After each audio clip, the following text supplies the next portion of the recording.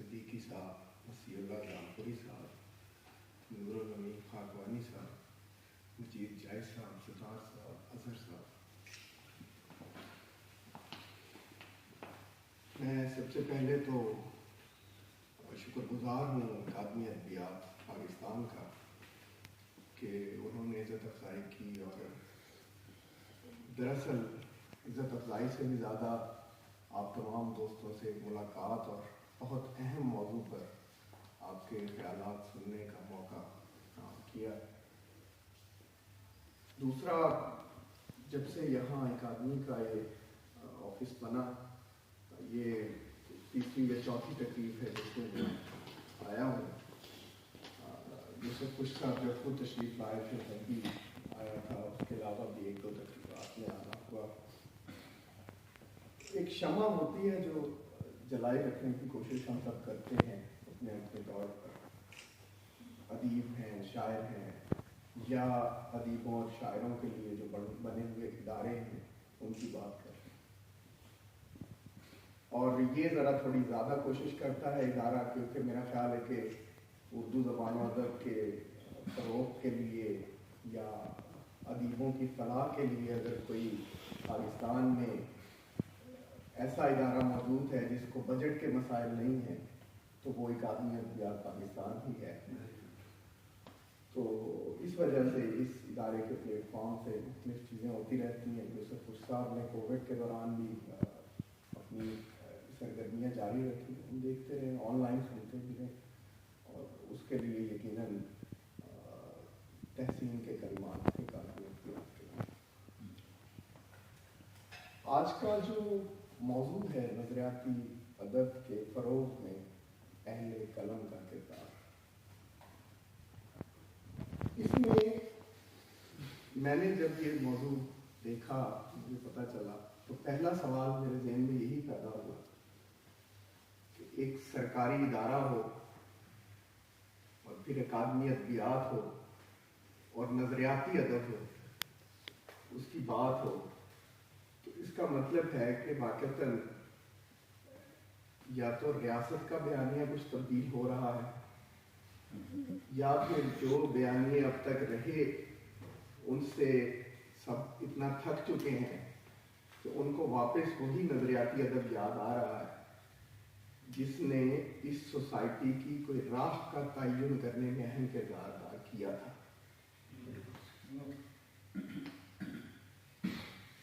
جب بھی آپ نظریے کی بات کریں گے تو ایک اور لفظ ہے جو اس سے جڑا ہوا ہے, اس سے الگ نہیں کیا جا سکتا, وہ ہے عمل. نظریہ اور عمل ہمیشہ ساتھ ساتھ چلتے ہیں. نظریہ اپنی جو بھی فکر لے کے آتا ہے, جو بھی خیال لے کے آتا ہے, وہ بنیادی طور پر عمل کی تحریک کے لیے ہوتا ہے. دنیا میں جتنے بھی نظریات آئے, اور خاص طور پہ ہم اپنے ادب میں اگر دیکھیں, نظریاتی ادب کی اگر کوئی شکل کبھی بھی ہماری پوری ادبی روایت میں بنی تھی تو وہ پہلی دفعہ 20ویں صدی کا جو نصف اول ہے اس میں آپ کو نظر آتی ہے, جب پریم چند نے پہلی دفعہ کہا کہ ہمیں اب حسن کی تعریف بھی بدلنی ہوگی, اور اس نے لکھنؤ میں کھڑے ہو کے 1936 میں یہ بات کی. اور پھر واقعتاً یہاں کے ادیبوں کو سمجھ آیا کہ ہم گل و بلبل کی جو باتیں کرتے رہے اور ندیہ کنارے اور جھرنوں کی جو باتیں کرتے رہے اور محبوب کے رخ کی باتیں کرتے رہے, وہ ساری اپنی جگہ ٹھیک ہوں گی, لیکن اب ہمیں حسن کی جو تعریف نئی کا تعین کرنا ہے وہ دراصل معاشرے کا حسن ہے. وہ حسن کسی جگہ میک اپ کرنے سے نہیں آتا, وہ اندر کی جب بھوک مٹتی ہے تو حسن خود بخود چہرے پہ آتا ہے. اس وجہ سے انہوں نے اس کو فوکس کیا کہ ہمیں اب اپنے معاشرے میں موجود برائیاں یا جو بھوک کا سبب مختلف وجوہات جو ہیں ان کی طرف ہمیں آنا ہے. آپ نے دیکھا کہ اس نصف اول میں جن لوگوں نے لکھا، جنہوں نے اس نظریے پہ جو کھڑے ہوئے، سید سجاد ظہیر وغیرہ وہ نظریہ لے کے آئے، اور ظاہر ہے اس کے پیچھے ایک بڑی آئیڈیالوجی تھی مارکسزم کی، ٹھیک ہے. اور اس نے پہلی دفعہ کھلے عام چیلنج کیا تھا سرمایہ دار کو، اور صرف چیلنج نہیں کیا بلکہ ایک پورا پیغام، ایک پورا سسٹم ساتھ رکھا، ایک پوری تھیوری ساتھ رکھی.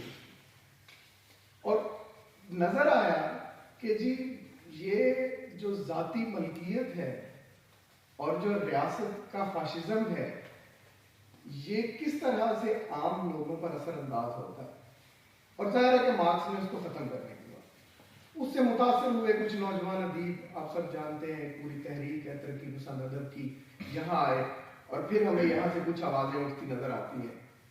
سوال یہ ہے کہ نظریاتی ادب جب بھی لکھا گیا تو ادیب کون سا ہے جس کو بڑا ویلکم کیا گیا؟ فیض صاحب نے نہیں بھوکتی جیل، منٹو پر مقدمے نہیں چلے، جالب کے ساتھ جو کچھ ہوا ہم سب جانتے ہیں، فراز صاحب کے ساتھ جو کچھ ہوتا رہا ہم سب جانتے ہیں. تو جنہوں نے بھی کوئی ایک خاص نظریے سے جڑ کر اپنے معاشرے کے اس سچ کو پیش کرنے کی کوشش کی جس کی طرف نسیم شاہد صاحب اشارہ کر رہے ہیں، تو اس کے سامنے کہیں نہ کہیں رکاوٹ تو آتی ہے.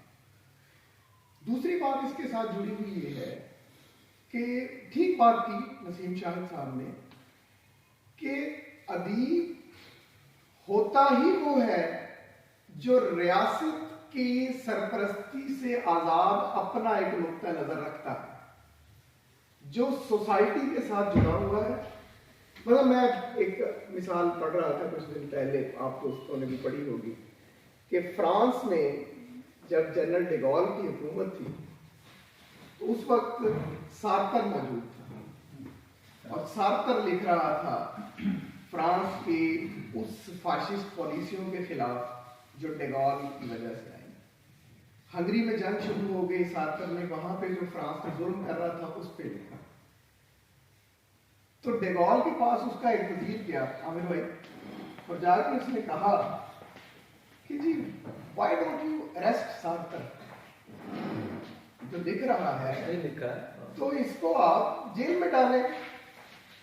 تو یہ ڈیگول کا جملہ تاریخ کا حصہ ہے. اس نے کہا تھا کہ میں سارتر کو جیل میں ڈال سکتا ہوں، میں فرانس کو جیل میں نہیں ڈال سکتا. سارتر نہیں ہے، سارتر فرانس ہے.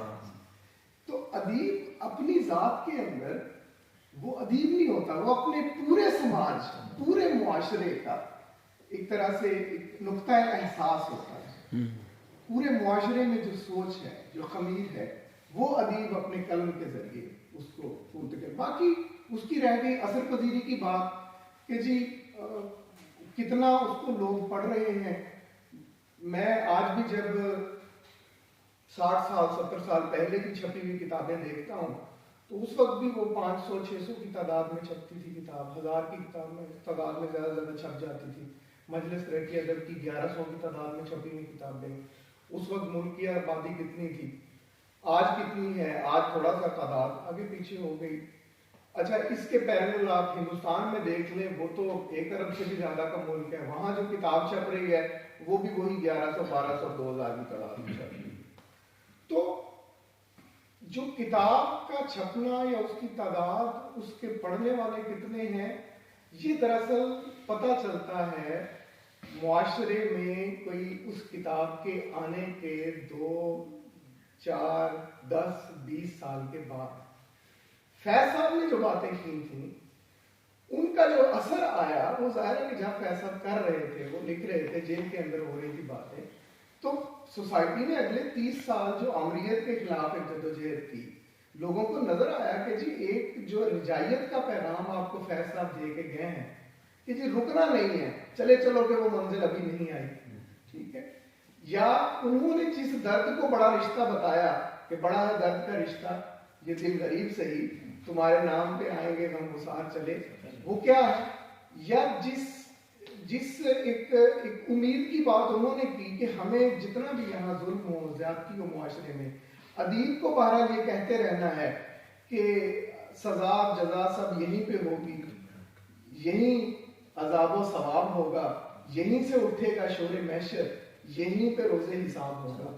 کہ بھئی آپ کے جو ظالم ہیں اس سماج کے, دراصل آپ نے ہی ان کا حساب کرنا ہے. اچھا مسئلہ کیا ہوا؟ مسئلہ ہمارے ساتھ یہ ہوا, چونکہ میرا خیال ہے کہ موضوع ایسا تھوڑی کھل کے بھی گفتگو ہو سکتی ہے اس میں. ضرور. پرابلم یہ ہوا کہ قلم کار وہ کہیں بیٹھ گیا ریاست کے گود میں, ریاست کی جھولی میں, جہاں سے مسائل دائرے کے پیدا ہوتے. اچھا ہر دور میں رہے ہوں گے, کچھ نہ کچھ ہوتے ہوں گے. آپ ملتان کی تاریخ سے میرے سینئر دوست بیٹھے ہیں, بخوبی آگاہ ہیں کہ اگر ایک طرف کوئی کثرت گردیزی ہوگا تو دوسری طرف کوئی اور بھی دوسرے نقطہ نظر کے لوگ بھی موجود رہے ہیں, ہر دور میں رہے ہیں, آج بھی ہوں گے. لیکن معاملہ یہ ہے کہ وقت کے ساتھ ساتھ نسیم شاہد صاحب کا جو دور تھا, اس دور میں پتا ہوتا تھا کہ یہ عامر ہے, اور عامر کو بھی پتا ہوتا تھا کہ یہ نسیم شاہد ہے جو میرے خلاف یہ بات کر رہے ہیں, اور اس کو میں نے کہاں جیل میں ڈالا. ہمارا پرابلم یہ ہے, ہمیں جو دور ملا ہے اس دور میں عامر واضح نہیں ہے, سامنے نہیں آتا. اس نے سامنے کچھ وہ قوتیں کی ہوئی ہیں جن سے ہم جمہوریت کی امید رکھتے ہیں, جن سے ہم یہ امید لگاتے ہیں کہ یہ ہمارے نمائندے ہیں, ہماری بات سنیں گے. لیکن ظاہر ہے کہ وہ پیچھے بیٹھ کر یہ ایسے میں, ایسی سچویشن میں میرا خیال ہے کہ آج بھی ہماری نسل ہے یا جو ہمارے سینئر دوست موجود ہیں, انہیں کہیں نہ کہیں اگر اس سوسائٹی میں تبدیلی, سچ اور اس سوسائٹی میں کوئی احساس کو زندہ رکھنا ہے جو مردہ ہوتا جا رہا ہے. کسی جگہ ابھی آپ لوگ دیکھتے ہوں گے, ہم سب دیکھتے ہیں, سڑک پہ کسی جگہ حادثہ ہوتا ہے تو لوگ موبائل نکال کے پہلے ویڈیو بناتے ہیں, اس کو اٹھاتے بعد میں. تو وہ احساس سوسائٹی سے کیوں ختم ہوتا گیا, مجھے اس کی سمجھ نہیں آ رہی. عامر بھائی بیٹھے ہیں, سماجیات پر گہری نظر ہے, لکھتے بھی ہیں, تو وہ احساس کہیں ختم ہوتا چلا جا رہا ہے. پھر مکالمہ ختم ہوتا چلا جا رہا ہے. اگر مسیح اللہ جہاں پوری صاحب مجھ سے ایک مختلف نقطہ نظر رکھتے ہیں تو ٹھیک ہے, لیٹس کم, وی ول سٹ اینڈ ڈسکس, ہم مکالمہ کریں. اور مکالمے میں وہی مکالمے سے نکلتا تھا نظریہ. اب معاملہ یہ ہے کہ مکالمہ ختم ہوتا جا رہا ہے. اب جو چیز جس کو ہم کہہ رہے ہیں وہ کہتے ہیں جی ہمارا نظریہ ہے, وہ بندوق کے زور پہ لائیں, ہم کہتے ہیں ہم قلم کے زور پہ لائیں گے. ہم دونوں اپنی اپنی انتہاؤں پہ کھڑے ہوئے ہیں, ہمارے بیچ مکالمہ ختم ہو گیا. تو مکالمے کے لیے بھی ہمیں کہیں نہ کہیں اس کو اپنے طور پر کوشش کرنی. یہ چند باتیں تھیں. میرا خیال ہے کہ آپ دوستوں کی زیادہ سما خراشی نہیں ہوئی ہوگی. بہت شکریہ.